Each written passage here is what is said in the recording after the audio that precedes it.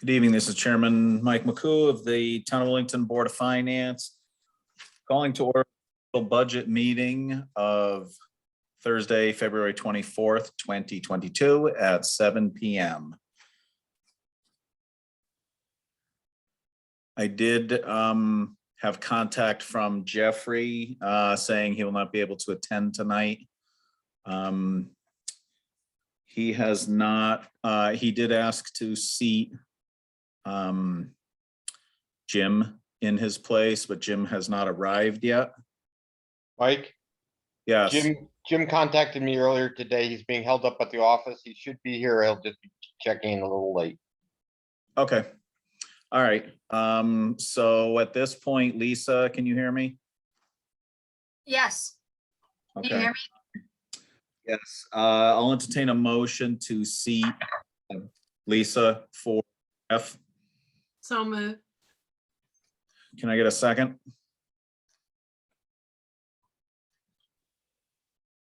Second.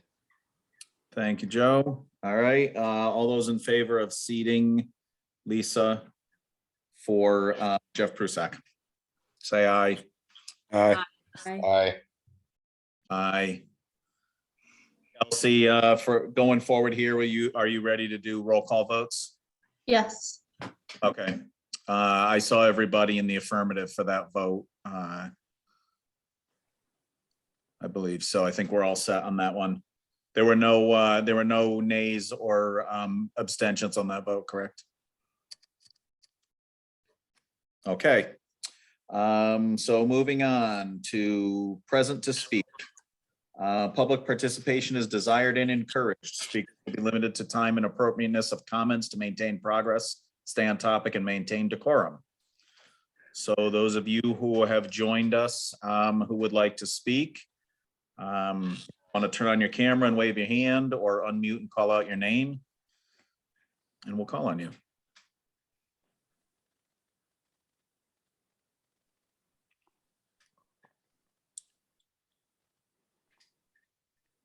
All right. I'm not seeing anybody at this point. So I'm going to move on to old business. Item number 1, previously tabled budget presentations. I'm going to do a screen share. Stand by.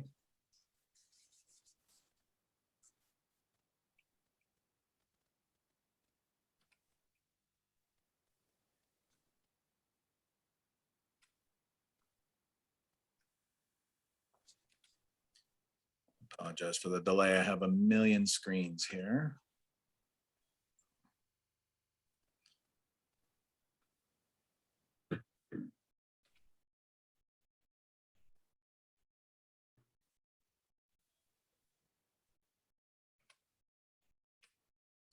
Okay. You guys can see that? All right, so this is the treasurer's budget that we got since the last meeting. Laura, do you have any comments you want to add on here? Obviously, we know you have a significant drop because of the change of duties in the finance departments. Yes, can you hear me? Yes, Okay. go ahead. Yeah, it really isn't changed other than the drop because of the change of position, and of course, we don't have the contract increase for this year or next year, which whatever that is, you know, it's not in here. But that's the biggest thing is that it went from 32,680 to 6,674 because the position changed. All right. Questions for Lori while we have her? Board member comments? I also apologize that I was not here on Thursday. I was traveling, and I should have told you that ahead of time. We appreciate the apology. We did get over it. We're happy to see you tonight. Thank you. Okay, seeing no questions or comments. Lori, thank you. Thank you. Okay, we do have a couple of previous budgets that we have not addressed yet. One is our budget, Board of Finance. The other is Board of Finance contingency, which I don't believe we've used in the last couple of years. As long as nobody has any objection, I'm going to leave those as we had done already. Because as we go along in the process, there have been a couple of people mentioning using the Board of Finance contingency. So I don't know if we're going to actually want to do that, but I figure we can leave it at least through the next presentation next week. All right, so next, old business item 2, ARPA process update. I'm going to do another screen share on this. We did just receive back a response today from the town's auditor. I'm not sure what screen I'm showing here. Can you all see that okay?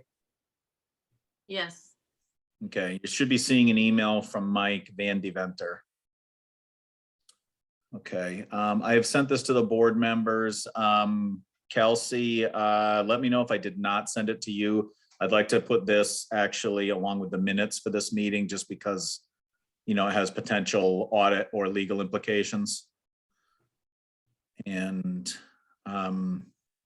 so I'll highlight, these were the questions that came from our previous discussion on this topic. Question 1, does the town need to pass a motion to accept funding similar to what has to be done to accept steep or similar funds? And the auditor's comment is, I would recommend the town follow its past practices and accept the ARPA funds. I would defer to the town attorney whether or not the authority to accept the funding has ultimately been provided to the ARPA Commission by virtue of the ordinance adopted at town meeting. So that is somewhat of an answer, but it may possibly be contradictory. I understand what he's saying, but he's saying follow past practices, which would be we would have a motion to accept the funds, a motion by the townspeople approved to accept the funds. Whereas in this case, in the second part of his response, he says defer to the town attorney whether or not the authority was provided to the ARPA Commission.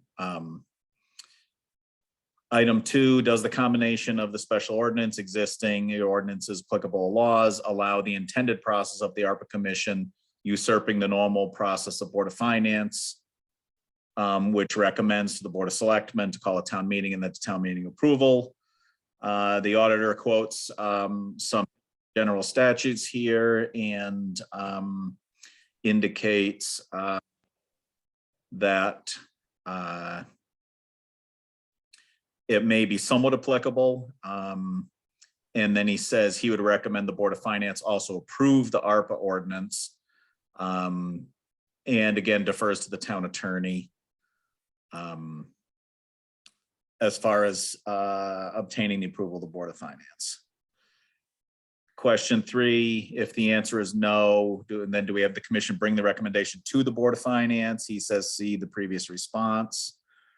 Question 4, if the answer to question 2 is yes, then who instructs who to write checks?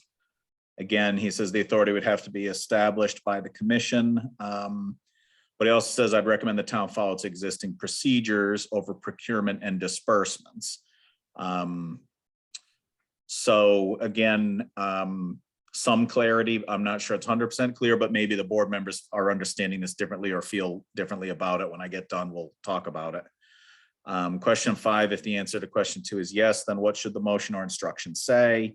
He again says defer to the town attorney regarding any motions approved by the commission. So, board member comments.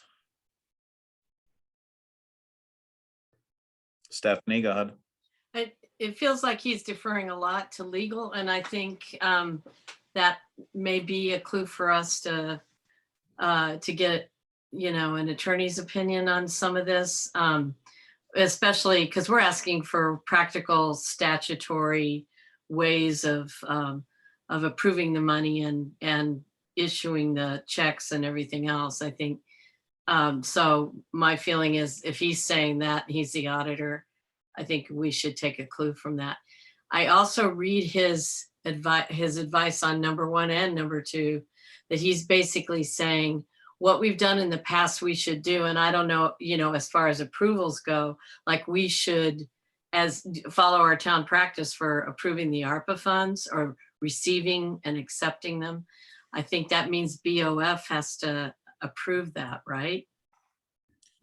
Well, it's not super. And town meeting, yeah, of course. But that is some of the message that I get from it. And again, I think this is the reason we discussed seeking legal. I don't know if there have been any updates, that Erica can share from the town attorney. But I think we had the feeling that we wanted to potentially individual authority, not authority, an individual confirmation. So this information I think is useful. I'm not sure if it completely resolves the question that we originally started with, though. It also sounds like in his answer to number 2, that he cites 2 other cases of special funds being set up, and he makes reference to a non-lapsing fund, which in a way this is, right? Because this money carries over year to year. Mhm. Is that something that might help us in how we set this up for, whatever will be a 3 or 4 year process? Because that is his area of expertise. So Right. That's a good clue too, Mhm. depending on what Donna thinks. Other board member comments, questions, thoughts?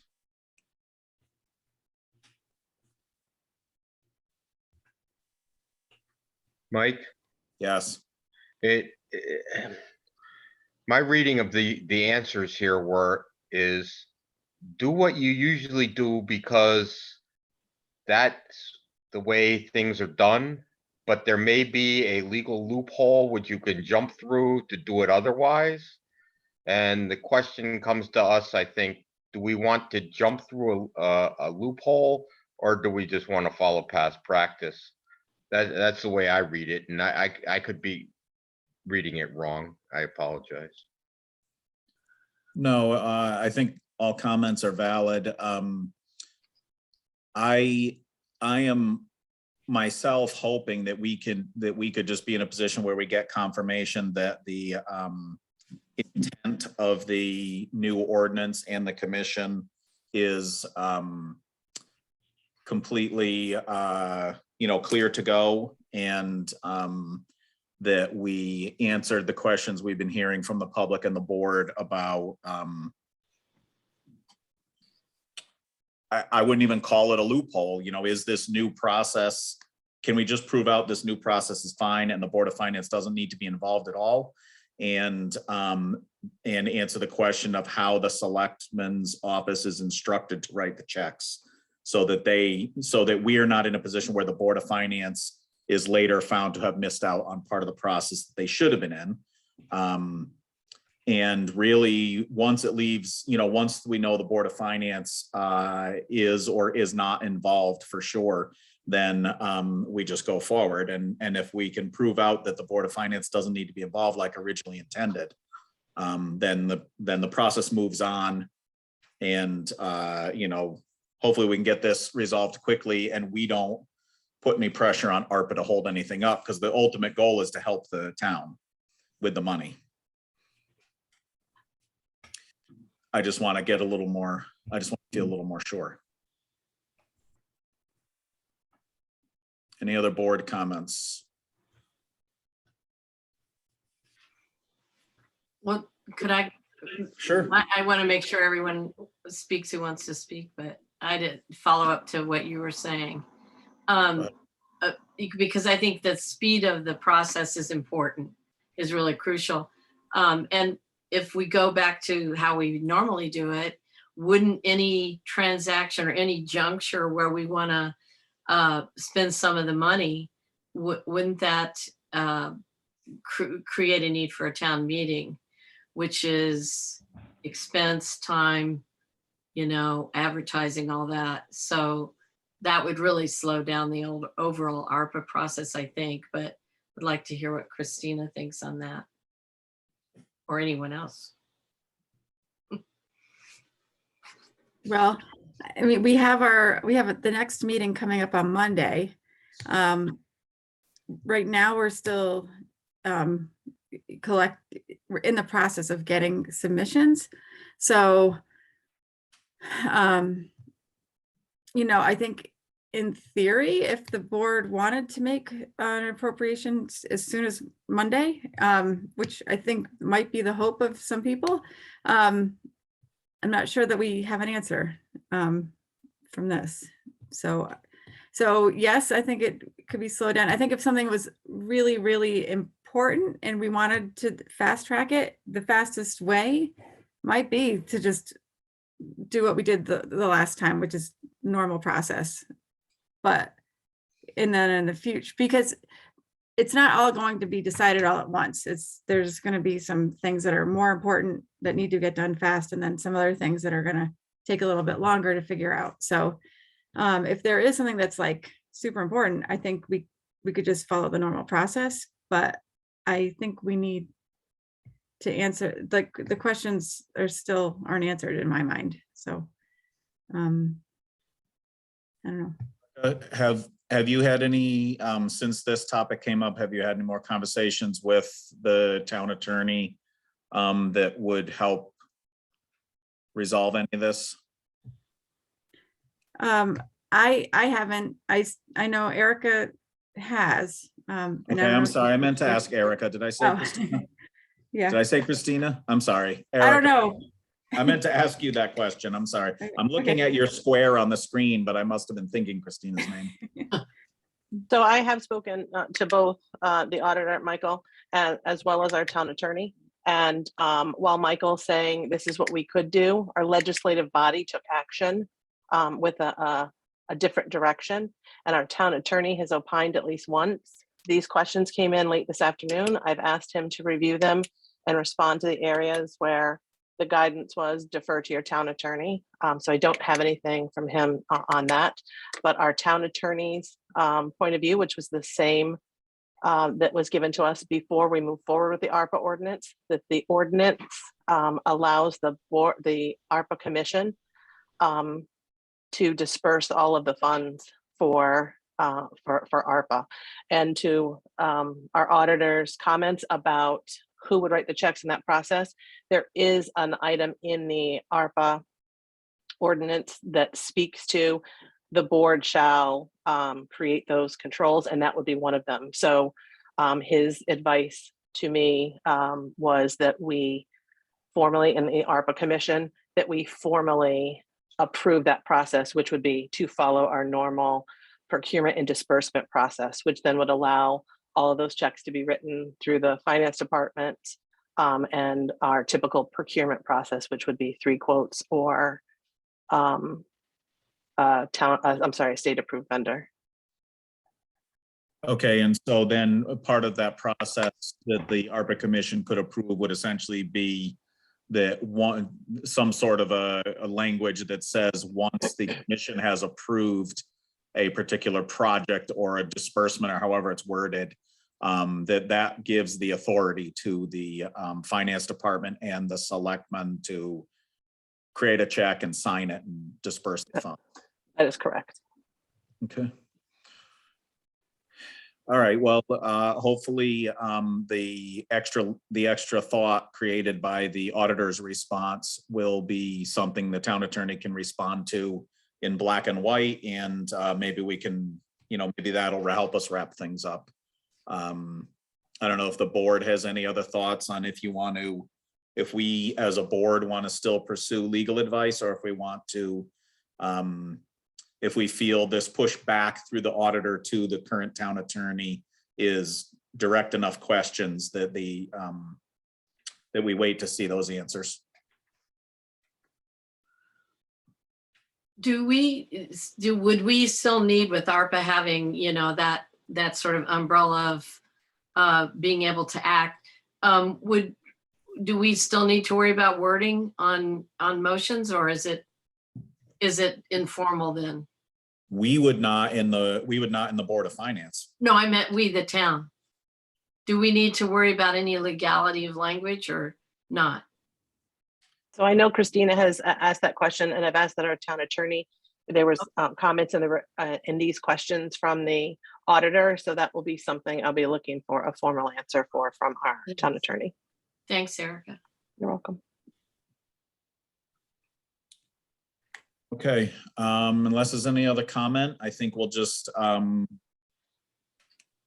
consider this open at the moment, and maybe by the next meeting we can close it. All right, moving on. Corrected registrar's budget request. Give me a moment, I'll share that. For board members, you know that the registrar had to revise their request. They did add in funding for the one more anticipated referendum process, potentially to do with the schools. And they also found a formula error. Hang on, let's see if I can get, stand by.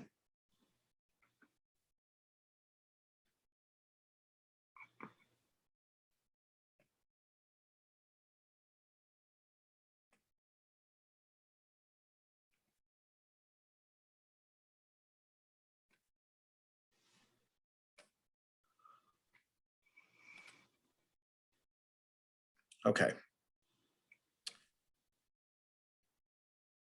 And Suzanne, I don't know if you want to comment while I've got this up on the screen here.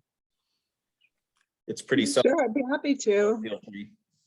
Yeah, go ahead. First of all, I apologize for the error in the original submission. I'm glad I found it now.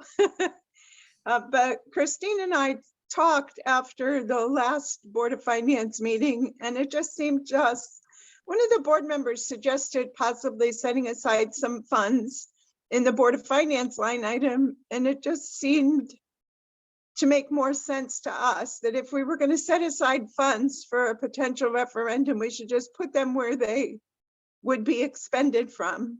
And that way there wouldn't need to be a transfer, and it would just make it a little tidier. So we thought we would just submit it to you so you could see what the actual cost would be if we added that. And then you would have the numbers and you could add it where you wanted. You could consider adding it to the elections department or wherever, but we thought it was an exercise that might be worthwhile. So. Okay, thank you for that. So as you can see from the screen share, the combined total increase is the 1979 plus the 150. So the budget request from them is amended to add those amounts to it. And when we go through discussion process, we'll see the amended number in the contributions. Board member questions or comments for Suzanne? Yeah, go ahead, Pete. I think that this is the right place to put those additional expenses is with their budget. In the past, we've put it in the Board of Finance contingency budget when it applies to a budget that we do not get the money back if it's not spent. And so I believe with the registrars, if they don't spend the money, it comes back to us. So budgeting it here would be in our best interest. Yeah, I think this is the right place for it to be. As Suzanne said, it means we don't have to worry about transfers and all that kind of stuff. They can do their business as they normally would if it's needed. Plus, it also reflects the real need of the budget for for that cost center. Suzanne, could I just ask you if you know what the change in I'm sorry, hang on one second. Okay, go ahead. And now for an audio pause. Can you tell me what the difference is in the percentage growth in the budget year over year that this makes? Or, what is it now? How much is your budget growing from current fiscal year? Well, this budget represents a 14.5% increase. And that's without any salary adjustment for the registrars, because the union contract hasn't been ratified yet. Typically, the elected officials receive some sort of an increase based on the union contract. But our budget next year could be substantially less, because it all depends on how many events we have to budget for, and we go by the Secretary of State's calendar. So this budget represents the anticipated costs for 5 events, 3 referendums, 2 primaries, and an election. Okay. Next year, it would be a municipal election, possibly 2 primaries, hopefully 1 referendum. But so it fluctuates based on the calendar that we get from the state. Thanks. Okay, any other questions for Suzanne? All right, thank you, Suzanne. You're welcome. Okay, that concludes old business. Moving on to new business. 1, damage to Moose Meadow Road. Just so the board members are aware, I was contacted by a townsperson initially, what I assumed, someone who I know as a friend, I just assumed as a friendly, hey, come on over, I want to show you something. And then once I got over, discovered that he was concerned about damage to Moose Meadow Road near his house, caused by, he had been watching a series of dump trucks going through, hauling material, apparently he believed from the construction site for the Love's truck stop. And because of where we are in the freeze thaw cycle and the weight of the trucks, it blew out a lot of pavement on Moose Meadow Road.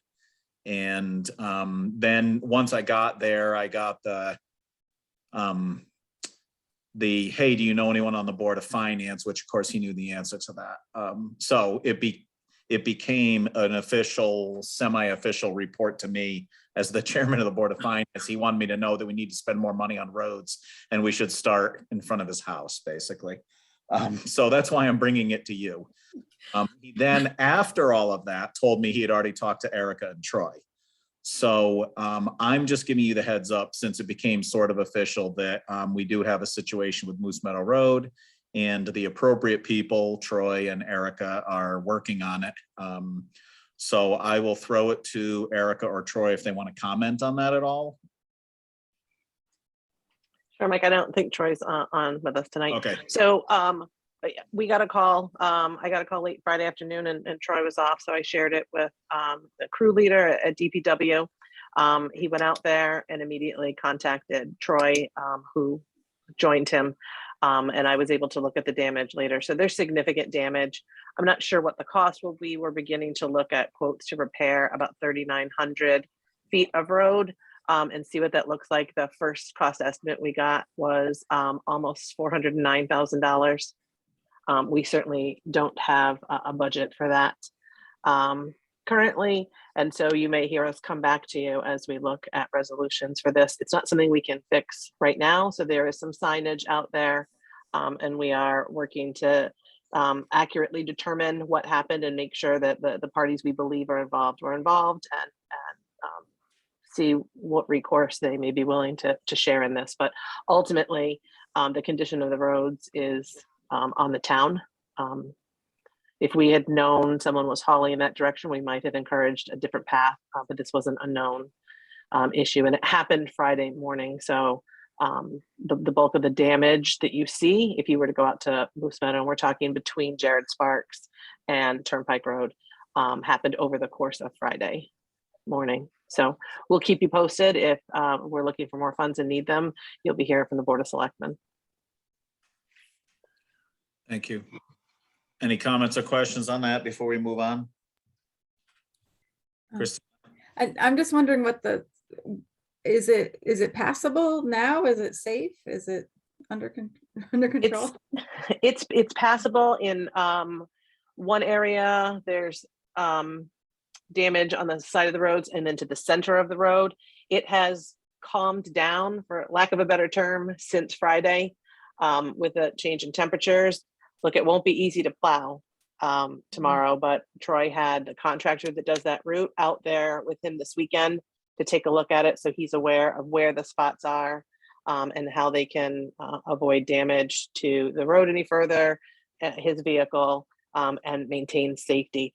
And in one area, it's right on the edge of the road, so it takes out the edge of the road. So at this point, it's safe to be passable, although I have said to Troy, if at any point he believes it is no longer safe and we have to close through traffic, we will make that determination.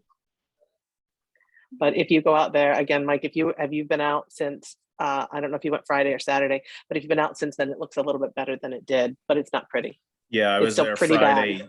I was Friday late in the day. And I do understand that as the frost has come out a little bit, it's settled a little bit, but yeah, I think there's some sections of it that just basically are like driving on a dirt road. The problem is they're interspersed in the middle of clear pavement. Yeah. So for Troy- the average driver, it's just rough road. You just have to be careful. But for like, you know, another heavy truck is going to do big damage. A snowplow is going to want to scrape it up. All that stuff is a consideration. And it's obviously not a long-term, it's not viable for any long-term. No, and what Troy's recommending is that that area needs to be completely reclaimed. So we're talking about starting at Turnpike Road, going, I apologize, the total is 3,900. So going a certain portion, then skipping over a portion that was done, and then the remainder up the way. So it's a big project for sure, on a road that hasn't really seen a whole lot of TLC in some time. 3,900. 3,900 feet is what we're talking about, but it's not continuous at this point. So Troy's met with 2 contractors currently, so we'll see what those quotes come back. He's looking to get a third as well, so that we have some comparisons to talk about. So they'll come back with their recommendations. But the first estimate we saw was $408,700-ish, so almost $409,000. And he said that wasn't complete, right? At Board of Selectmen, he said there was some other costs to be added on top of that for. In that one, there could be some additional costs. So we'll wait to see what the second quote comes in as.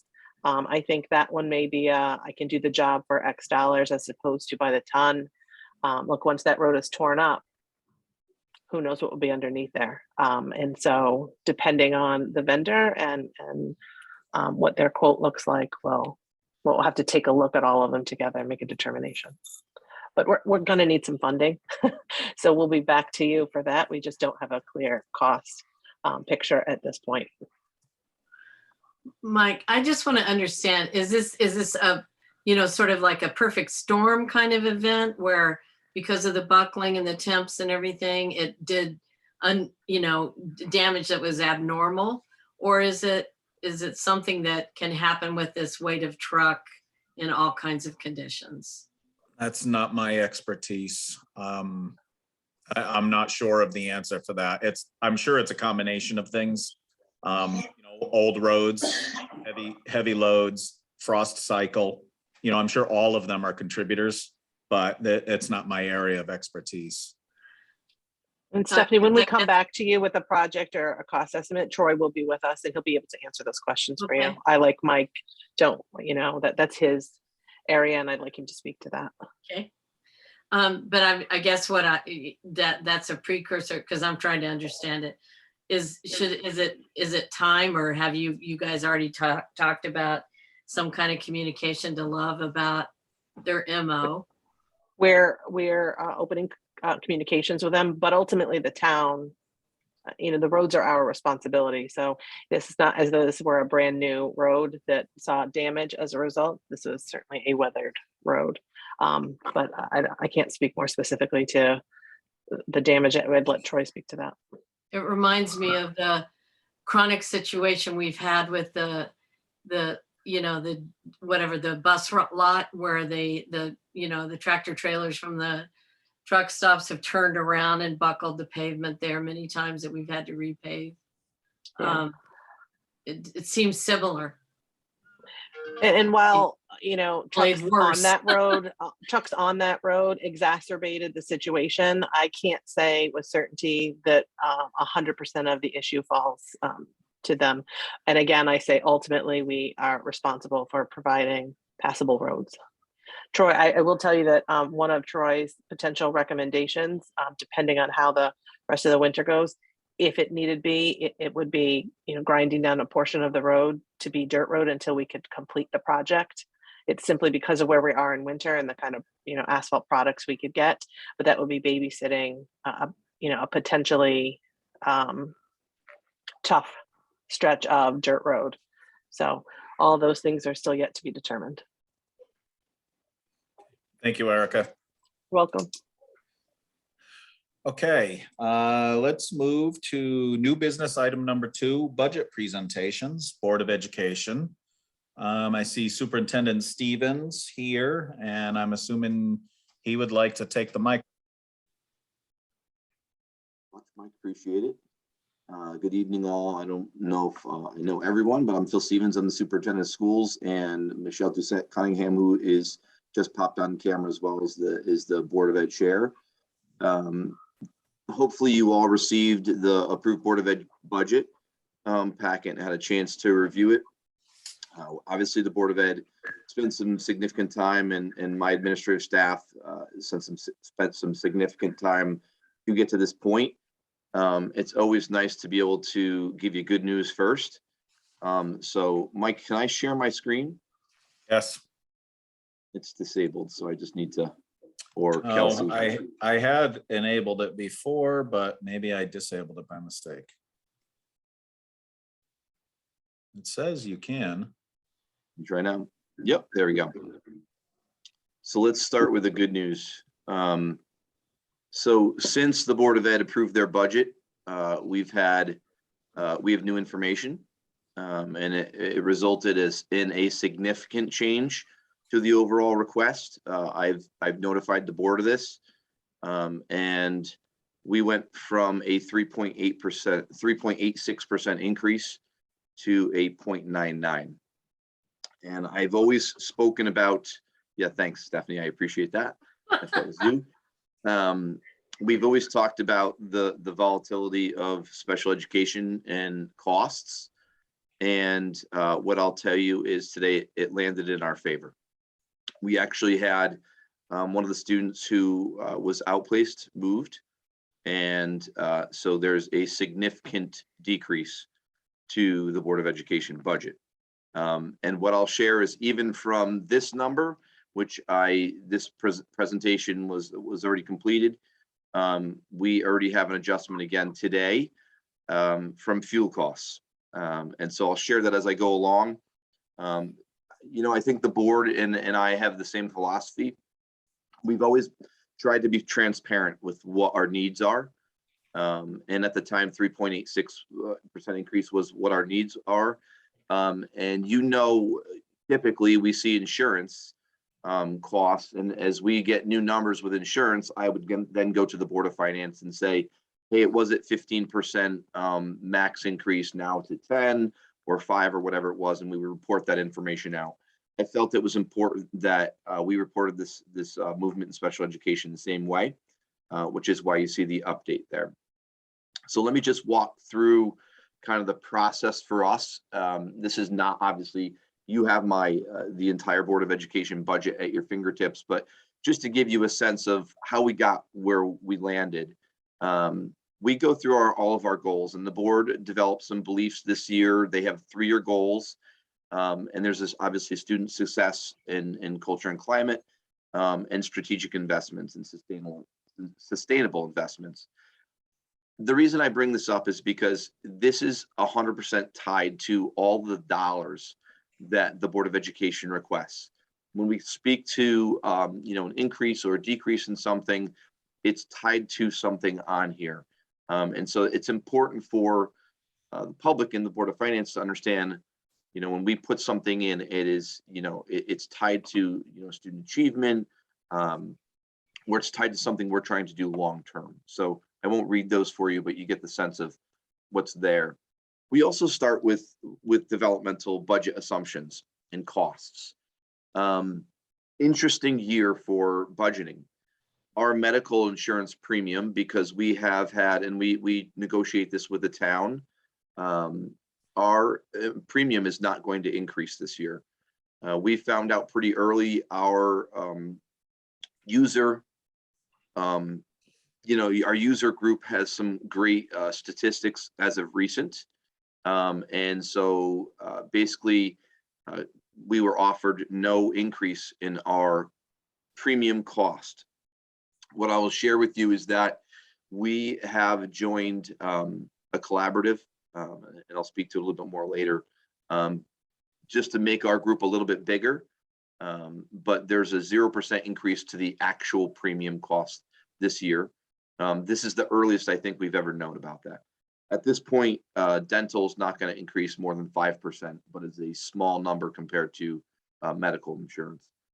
We have one placeholder in the insurance in the budget, and that means if we hire an employee and they waived insurance, and then October they come to my office and say, I need medical insurance, I need insurance, we have to provide it. So there's a placeholder for that in the budget.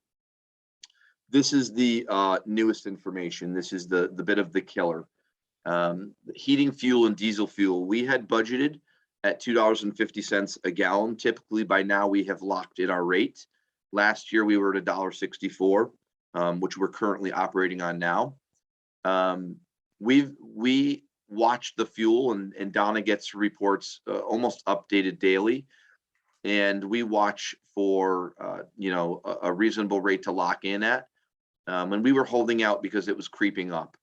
Well, after the news broke last night between Russia and Ukraine, and the expectation that fuel is going to increase significantly, I think we didn't have a choice today. So Erica and Don and I met, and we locked in a rate, and it's just under $3 a gallon. And so that's important because right now this budget has $2.50 a gallon in, and so I'll speak to the difference at the end. But that was an assumption that we went off with because we thought it would come back down, but unfortunately we locked in just because the rates we believe are not going to drop in time again for next year. So that's an increase. Our electric rates are flat. And again, this was the special education outplacement was 3, it's now 2. We have an estimated increase in transportation at 3%. We are negotiating that contract. And the last item on there is the district needs cyber insurance. We've been working on this for a period of time. Unfortunately, to get cyber insurance, you have to do some significant projects, which cost money, to even be eligible for cyber insurance. The quotes we have received in the past were pretty high.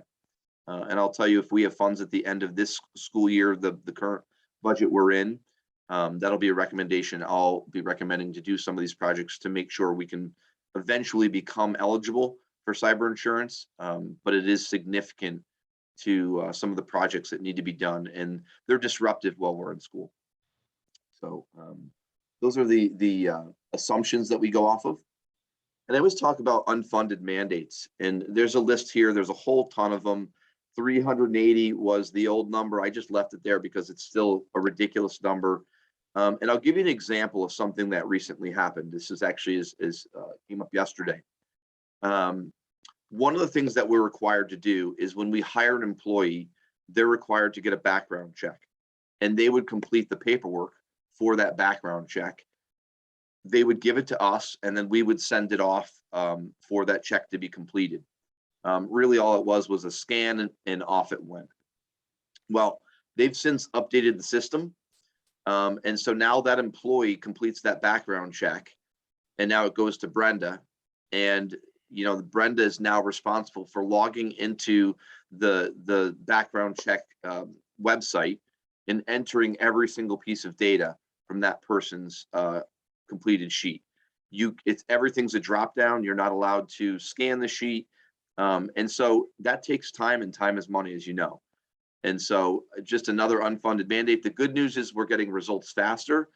But again, there's things like that happen often where they don't think there's a cost to it. And there's a cost to things. So there's just some examples on there. So people always want to know what percentage of the budget is contractual. And I think this is important to understand that a great deal of the Board of Education's budget is contractual. The salaries in this number, we're basing this number off of the original request from the Board of Education, not the updated number. But the salaries are about 60% of that cost, and that's a lot of money that's contractual. So when there's an increase, you have to do it. It's a contract. The benefits that are there, again, it's a contract. You have to offer those. The purchase services, sometimes you get choices in purchase services, and I'll give you an example. Even though it's contractual, our IT services through Novus, we have a choice whether to do that or not. My opinion is it's not really a choice, though, because of what we get for it. We have been attacked. We've had cyber attacks, and on numerous occasions where if we did not have Novus, we could have been paying some significant ransoms or lost data, a combination of both. And so some of those things, though it's a choice to pay a company like Novus, to a degree it's not, because they are our wall. And there's several examples of that. Power School's our student operating system. It's a purchase service. It's where we store all of our student data. You don't have to have Power School, but you have to maintain the records, so you have to have it. So you can see the contractual total is about 97% of the budget. It is a very large number in the grand scheme of the budget total. And really the other 3% are things like supplies, paper, markers, pens, books, things like that. And that's where that other 3% falls. So what are the increases that you saw? I did have Program 3 special education on here. I have since taken that off. Program 7 utilities is an increase for us. Obviously going from $1.64 a gallon to $3 a gallon is significant. What I'll tell you is the updated number to get to the 0.99% is $26,500 short now because of fuel costs. We had budgeted at $2.50 a gallon and moving to $3 a gallon. We're $26,000 short in that budget. So that would be a request of the Board of Finance to be able to take this budget number, what was 0.99, and add 26.5 to it, because that would cover the cost of the fuel. Program 9 is system-wide support. That's the contracts, things like Novus. There's a lot of subscriptions in there, Microsoft Office, things like that. And it's typical that those costs go up. And so we saw an increase this year in that program. I'm sure you can see that in your programs. And then in Program 10, the fringe benefits, the increase there, and if you look at your budget, you'd see we had a 0% increase in our premium cost. However, we have more people taking insurance. So you see a significant increase there in the request because more people are taking insurance. If more people waive insurance, obviously that number comes down. Thankfully, we had a 0% increase in our premium cost. Unfortunately, the cost went up because more people took insurance. All right. So what are we doing for our ongoing efforts for savings? Obviously, we do write a lot of grants. I'll show you that in the next page. But things like insurance, we joined a collaborative with a few other towns, and we were actually recruited into it. We went through a couple presentations. Our insurance benefits don't change. We're still with the same company. We have a 1-year commitment. Initially, they were asking us for a longer commitment. And our numbers look good when they came back and said, no, we'll let you do this for a year. If it doesn't work out, we'll release you from this. So it was worthwhile for us because obviously the larger the group, the more bargaining power you have, and our numbers look good, and so did theirs. And so we joined the collaborative, and that's something, again, we're always looking for ways to save money. And in a smaller municipality, a smaller district, those are things that are really important to what we're doing and improve those efficiencies. I mentioned the grants. We write a lot of grants, and you can see some significant dollars in there in the COVID grants, especially, and they're all offsetting things that are tied to what we could use those grants for. And people have said, why did you make the decision to hire a director of curriculum and instruction? And it was probably the #1 priority to improve student instruction was twofold. One was to rewrite and publish all of our Board of Education curriculum pre-K through 8th grade. And we have a 3-year process to do that. We had a curriculum meeting today, and we are in the works to do that. The other thing is to provide professional development for our staff, specifically whatever area it is, but we're specifically looking at the science of teaching reading. And so that's all of those things are built into how we write our grants and what we're trying to do, with the ultimate goal of improving student achievement. So obviously it's significant. I tried to show you what was the amount in the current fiscal year. Our enrollment, and this is typical for a lot of districts, have seen enrollment drop some due to COVID. I will tell you that our enrollment has come up after January 1. It came up. We've had some of the folks that chose to go homeschool route have returned to public schools. And our kindergarten numbers at this point for next year are also looking good. They're higher than they typically are at this time of year. So that's just the October 1 enrollment is what we report to the state. And you can just see the history of that. We had been in that 430 range for quite a while. And COVID, I think, hurt us some. And then I think it's important, and I talk about transparency no matter what it is. And we talk about returning money. And you can see there's a history here in the last 10 years. And, since I've been superintendent as well, with the Board of Education returning funds. If they have funds at the end of the year, they're not going out for major shopping trips. They're returning the money to the town. And I think the Board of Finance has seen that. You've supported putting some money into the non-lapsing fund, which I think the board appreciates greatly. And so I think that's it's a continued practice that the board would like to keep going, because it shows that we're trying to be transparent with the funds. The big difference in 2020, obviously, was we were out of school in March, #1.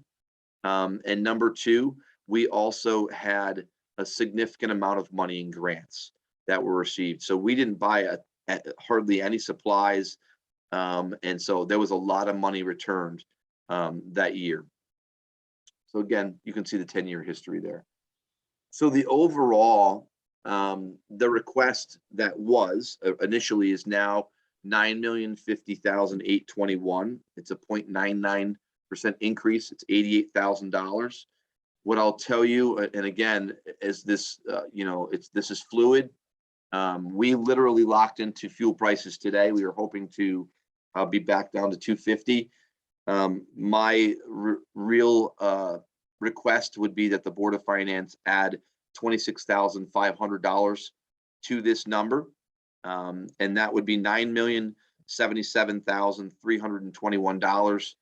That increase would be $115,312, and it would be a 1.3% increase over last year's budget this current year. Questions, or Michelle, did you want to add anything in? Bill, I just want to ask a quick question before you go, Michelle. Sorry to jump ahead of you. I'm just here to answer questions. Go ahead. Brian. On that last comment you made, Phil, you presented us a budget based on all your best calculations. You've now come to us tonight saying that you can come in better, which is awesome. You don't get a chance to do that much. But then right at the end here, you said you'd like to add a little back into that. What is the, just go over that again, and why didn't you just present it as the number? Literally, this happened today, this afternoon, when we spoke about the fuel costs. We wanted to know what we were going to be, if we were going to be able to lock in, because I honestly, I'm not sure they allow us to lock in, knowing that looking what's going on in the world, that rates are going to increase further. So we literally today, we were going to hold out longer and see if that it would come back to 250 for fuel. And that's the difference today, is that I haven't even had a chance to tell the Board of Education this, and that's how hot off the press this is, Mike, is that we locked in today. So the difference is we had budgeted for $2.50 a gallon for transportation fuel, for heating and for heating fuel. And we locked in right under $3 a gallon. And that difference is $9,000 in program 4 in transportation and $17,500 in heating oil, for a total increase of $26,500. And that's why I'm relaying what I know the Board of Education is going to say. They're going to say, could we please lock that in? It would be a $9,077,321, and that increase would be 1.3%.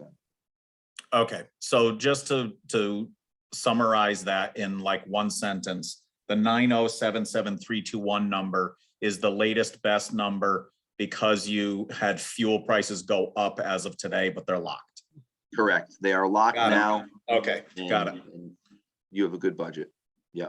Okay, great. Thank you for that. You're welcome. Pete? Yeah, first, I'd like to say congratulations on locking that price in. I just paid $3.85 for diesel this afternoon. I had a question on the MBR. Are they going to tell us what our MBR is after we make our budget again, or are they going to let us know before? I have not received any communication about MBR. Donna, have you received anything? No. Okay. All right. Yeah. I think they would- told us 6 months after our budget was passed last time, so that was helpful in planning. Pete, my guess is based on the fact that it typically is that late and that the state really still hasn't gotten itself back to the normal level of efficiency because of COVID. I would say it's going to be that time or worse. Yeah, I was guessing that. I was just, trying to get some confirmation. And I've talked to a lot of people at state agencies for other things, and they're not only facing the fact that a lot of people are still working remotely, which isn't as efficient for certain departments, but they're also facing a lot of retirements and inability to fill positions. yes, that tsunami is coming. Yes, the tsunami is coming. This fall, the big state retirement is coming. And even jobs that are advertised, they're having trouble getting candidates for. Yep.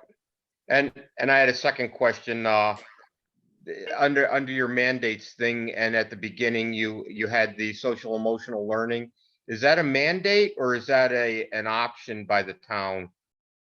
I just didn't know which basket that fell into. That's all I'm asking. Look to see what it said. It's not under, hold on, I just want to make sure I'm referencing the right There's thing. like 390 mandates. It may take you a while to check it out. So there's nothing under mental health, but we are doing it because it's the right thing to do, but I'm not sure that it's a mandate. It's obviously a pretty significant recommendation from the Connecticut State Board of Education. Is there money provided for that, or are we on our own for that? We are able to use some funds from grants for things right now. We actually ended up using some of our coronavirus relief funds to purchase a program for mental health for all of our students. All right, and the teachers are getting instruction in how to teach this, I understand. Correct. All right, thank you. You're welcome.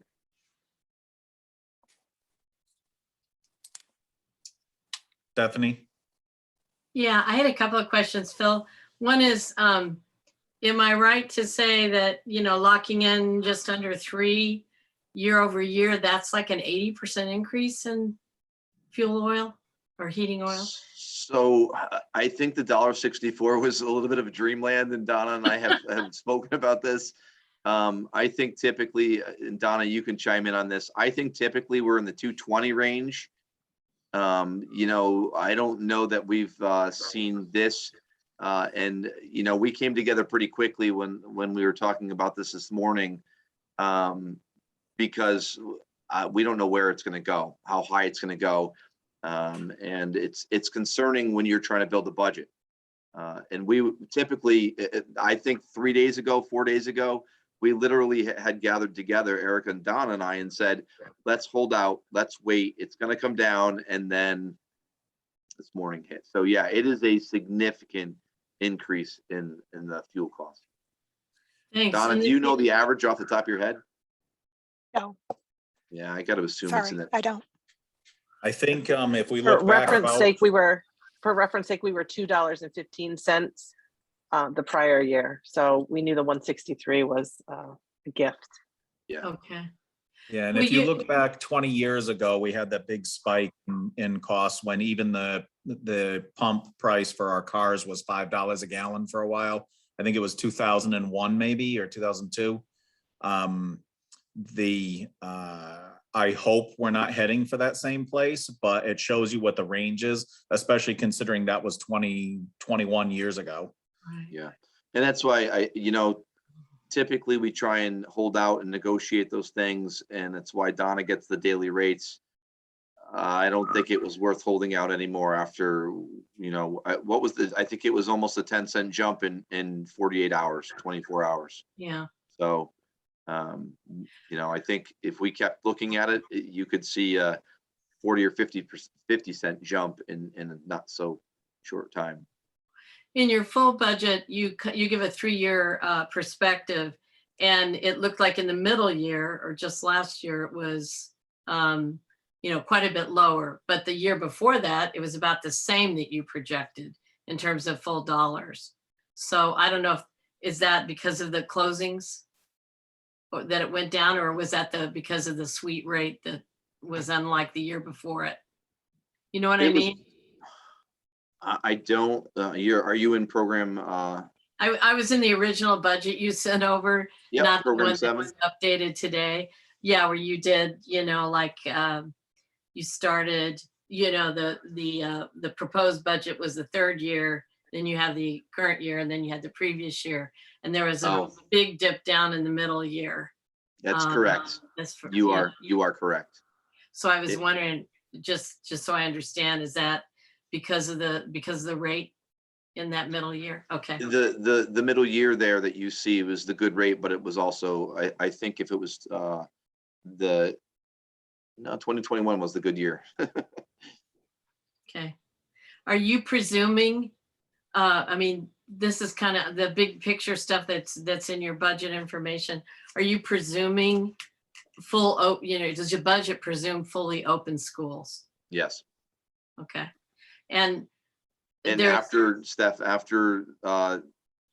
I will say surviving the first 2 weeks after January 1st, where the district had 80 cases in a couple of weeks, if we can make it through that and stay open, I think that it would take a pretty significant closure at the state level for us to close. Bravo.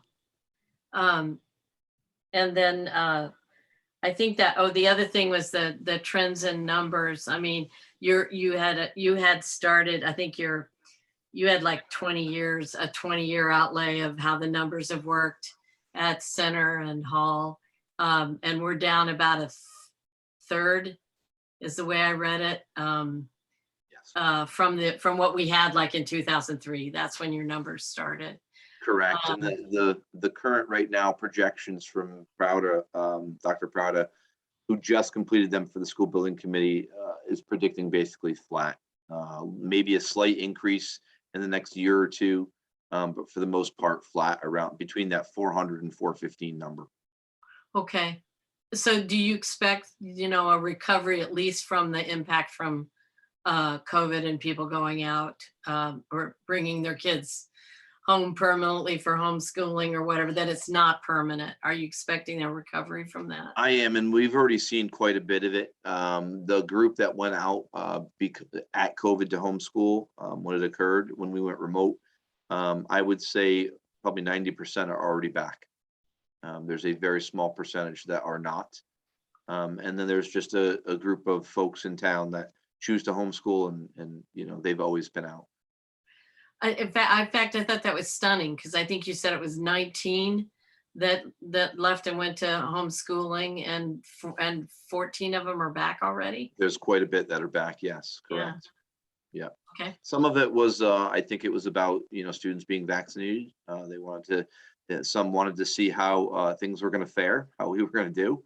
And, I think we did very, very well. The staff worked extremely hard. The protocols that were in place worked for us. And, it's a challenging time for everybody. So, I do anticipate those folks are coming back that are remaining. And, there's, I think, what is there, one house for sale in town? I mean, it's the real estate market is still hopping. So, we may see some more families move in if houses continue to go the way they are. Good. Thanks. Lisa? I just want to ask Phil, do you think that part of it also is that the parents are returning to a normal work day, or people are able to get jobs? I Are do. they feel safer to go back to work? I do. I think the biggest part was just fear. When we were talking about putting 200 people plus into a building, I think that was hard for people to understand, and wearing masks and what that looked like. And I think in the end, our students are rock stars when it comes to, they just wear their masks. It's not a big deal to them. I think it was more of a struggle for adults. But I think there's a lot of factors that go into the choices people made, the uncertainty, the fear, the challenges of online learning. I don't want my child in front of a screen for multiple hours a day. There's a lot of factors that went into that. And that's why the closer we can get back to whatever real is, we're excited to get to, because that's where we're going to have the greatest impact for student learning. Amen. Thank you. Okay, are there other board member questions for Phil or Michelle? There was one number about, I think it was paras, a large drop in the number of paras, and I wondered if, I think it was a category thing. I was wondering if some of those people have been, like during COVID, you had more people coming in and being switch hitters, kind of. Nope. Very easy. What is very that? very easy to explain. So this is one of those things that we have worked really hard to evaluate how we spend our money. And the first day that Marsha McGinley, our pupil services director, came on staff, we sat down and I said, I think we're paying a lot of money for paraprofessionals, and we're basically bringing them in from an outside agency. And I said, I want you to review this. You have to bring me the data.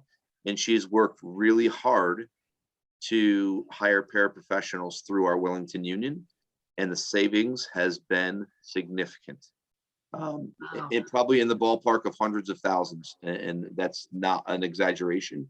So where you see in that budget, when you start looking at paraprofessionals under salaries, and that number is 526,000, where that number has gone up some, but where you see it significantly decrease is in the purchase service. That means a paraprofessional who was we contracted with a a CREC or an EastCon, an outside agency, to send us a paraprofessional, we're not using them as much as we were now, and we're seeing significant savings in that area because of it. So it's in a different line of the budget, but it is down over the years significantly. Thanks. You're Lisa? welcome. And Phil, doesn't that also go on to say there's another line item there that you would have to pay any benefits that you needed to offer to them? It's not just that you get them, sometimes you get them with no insurance, but I think you do have to pack in We another do. line item to, yeah, and it's not only in purchase services, right? Correct. And so when they're under purchase services, the cost doesn't include insurance for us because that agency provides it. But when we hire them ourselves, we have to offer insurance when they're, over 0.5. And even with offering insurance, we're still saving significant amounts of money because typically the person that comes in for us, that we're hiring, is a younger individual who is probably either taking single insurance or they are on their parents' insurance. And so it was just a matter of crunching numbers and going, okay, let's try and tip the scales the other way. And we started slow and added some more folks to the union, and had, fewer people out of the contracted services. And even still with the cost of insurance, we're still saving significantly doing that. Okay, any other board questions for Phil or for Michelle? I'd like to thank you both. This is always a challenging and big budget to present and to defend at times. So this is a good year for you guys, and Yeah. thank you for the hard work on it. You're welcome. I like 1.32. I wish it was 0, but I'll take 1.3 over 3.86. Agreed. Just a Stephanie? housekeeping thing, Mike, can we get that sort of 1.3 increased budget, for our records going forward? I can give you the Yes, I'm updated. sure. Yeah, for sure. Yeah, they'll send us the updated. Yep. I'll send you an updated program 3, which is special education, so you can see the new costs there. I'll send you an updated program 4, which is transportation. You'll see the diesel cost there. And I will send you an updated program 7, which is the utilities. And that'll include all the money. And then I'll give you a new overall, which will show you the 1 point. Final number. Yeah, Yep. it's like 1.28, I think is the number. We called it 1. Okay. Very good. Thank you. You're very welcome. Okay. I think that concludes new business. Mike, Yes. the housekeeping question. Yeah. Region 19, when are we hearing that? You have it. I've emailed it to you. Yeah, Oh, when are we hearing it? We don't typically hear it here All in right. finance because we have no choices in it. Yep. It goes to referendum. Okay. Thank you. We look at it and say, okay, it is what it is. It's up to the taxpayers to decide if they approve it in referendum. But Mike, can't Pete go to hear it at Mansfield? Or no? What do you mean here at Mansfield? The Region 19 Board of Education meetings are open to public participation. Yeah, that's what I meant. Yes. Yep. Yeah, I was having trouble opening the attachment, that's all. Oh. Yep. So I didn't know where we were at with that. If you Curiosity. end up needing it again, Pete, let me know. I can try to send it in a different format. Okay, thank you. Christina? No, I know, I don't remember if it was Donna or Erica who mentioned it, that it would be a little bit higher than we thought. Because I thought that in the beginning of this, that this year was going to be flat or to the good for us, and it's pretty high, actually. So, and then not that makes only me did- wonder.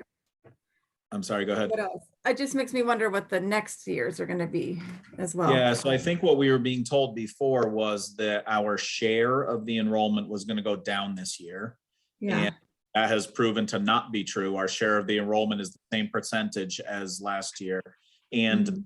cost per student has gone up.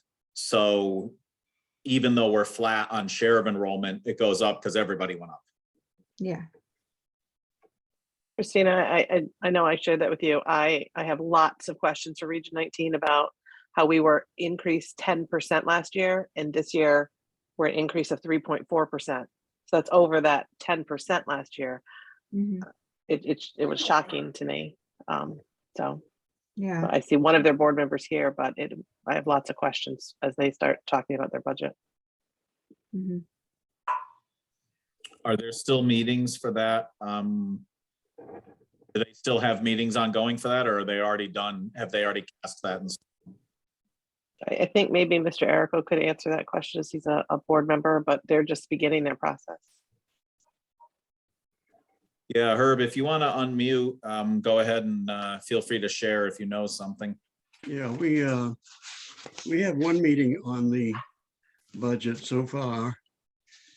And we have another meeting coming up. And it's probably be on March 1st. It's a regular meeting, and then on March 8th, we have a budget review meeting. So we haven't finalized the budget yet. We've had some preliminary talks concerning it, and that's about where we are at the present time. So we have a number of meetings coming up, and the meetings are all open. And I think most of them are in person, so that if anyone wants to come over to the media center at E.O. Smith on either March 1st, 6th, 8th, 15th, I guess it is, and the 8th, we'll be reviewing the budget and finalizing it. But the increases, as Erica pointed out, is substantial. But the amount that we are paying is our share. It will be down this coming year because our enrollment fell probably about 13 students. So that the amount of money that we'll be paying, even though it is up, the percentage is not as much as it was last year. Okay, so that's not what they presented in the overview, but maybe when they finalize it, that will play out. So that's a good thing to keep an eye on. Yeah.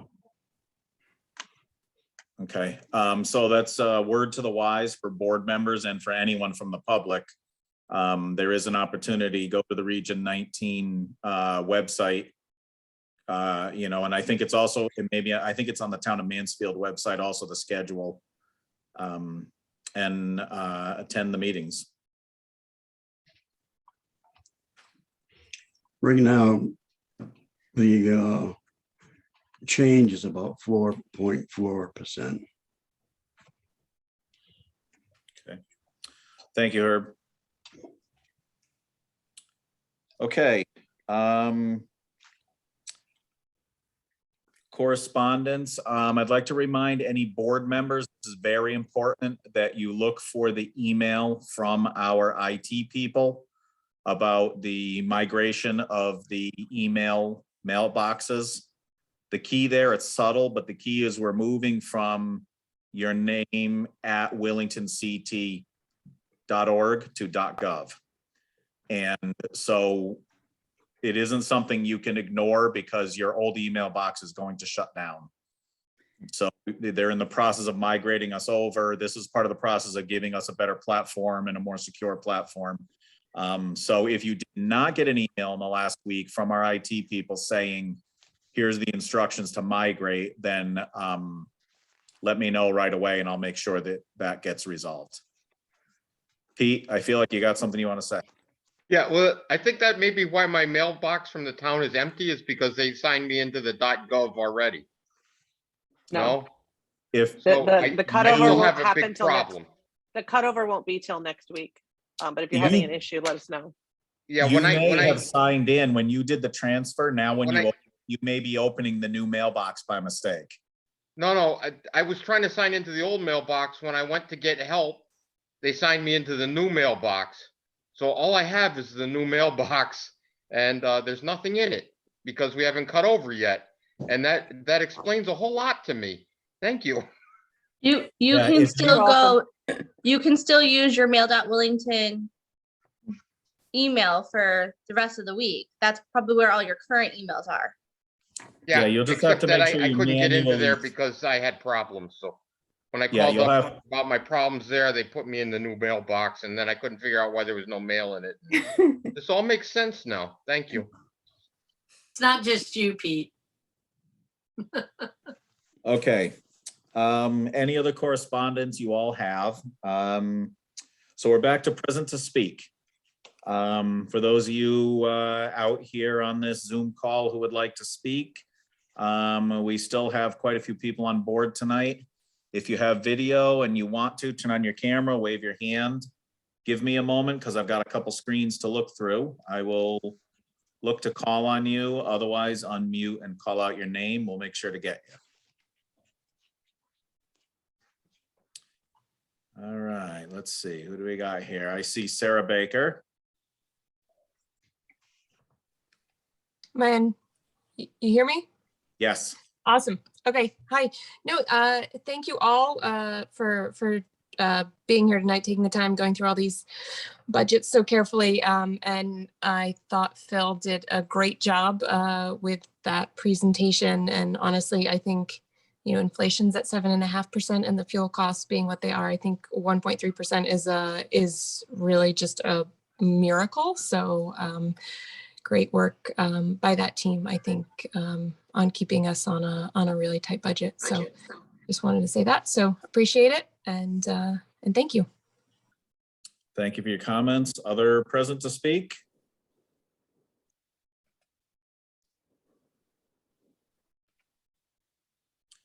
Anybody else? Call out your name.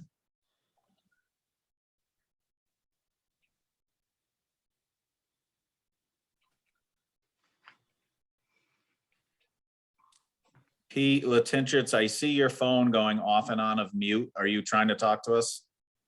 Can you hear me? I can. Oh, great. Thank you. I tried to speak during the first present to speak, but was unsuccessful in unmuting somehow. But thank you. Peter Latinchich, 97 Trask Road. I want to thank the board for taking the extra steps to look into this ARPA use of funds. And I was pleased to hear tonight that the auditor seems to be recommending that we follow our standard practices for appropriating funds, releasing funds. And I want to encourage the board to move in that direction and use our normal Board of Finance approval, town meeting approval process for the ARPA funds as well. I agree with Peter Tanaka's comments earlier. It's just easier to do the right thing, even if there are legal loopholes that allow us to circumvent them. We shouldn't do that. The townspeople have a comfort level with our process. These are a large amount of funds. I'm confident you guys can act quickly when needed to follow our normal process. Thank you very much. Thank you for your comment. Anybody else in present to speak?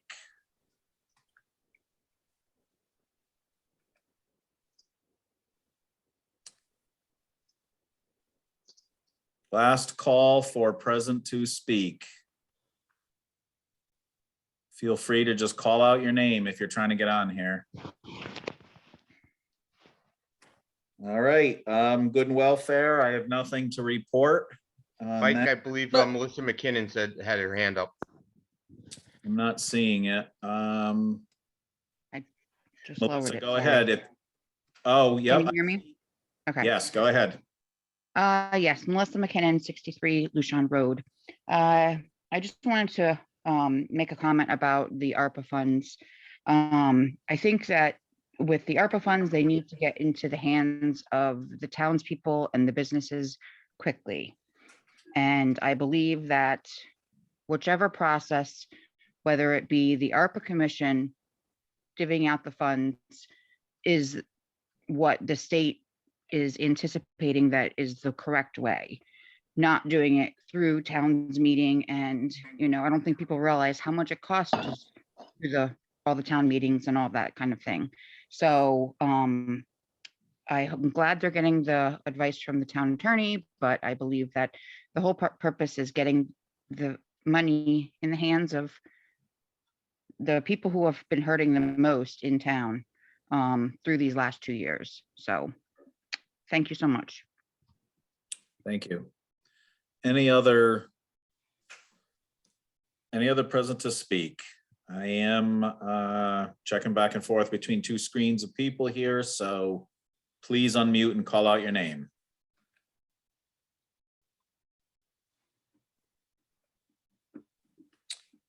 Okay, as I said before, my only comment for good and welfare is be careful with the weather tomorrow. And a thank you as always to the team. Stephanie? Oh, I just wanted to add to good and welfare when you're done. Go ahead. I just think it's appropriate because the school budget was proposed tonight to just make a comment about the passing of the late great Pat Penny, who's just been so important to the fabric of our town over the years. I think a lot of people who have had kids in the school like I have know that there was a sort of light in the eyes when they were doing History Day or a Shakespearean production, really pretty much all because of Pat Penny. And she died, I believe, on Sunday, lifetime in Summers, and being an educator here for most of her pretty stellar career. I just, you know, I'm going to miss her, and but I definitely have some great memories of what she contributed to the kids at Hall. Good point. Thank you. Pete Tanaka, are you ready? I am. Move to adjourn. I will second that. All those in favor, please say aye. Aye. Aye. That looks Thanks, Mike. unanimous. All right, thank you all.